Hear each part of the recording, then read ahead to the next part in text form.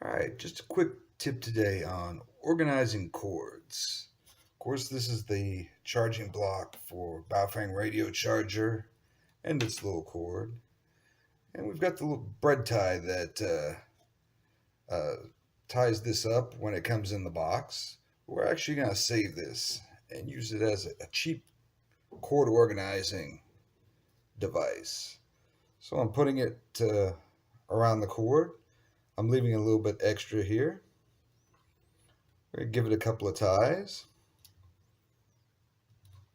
We've got that extra left there.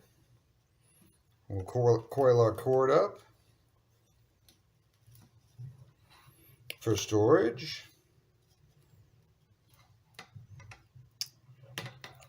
All right, now we bring our bread tie around. That little extra we've left is now going to secure it.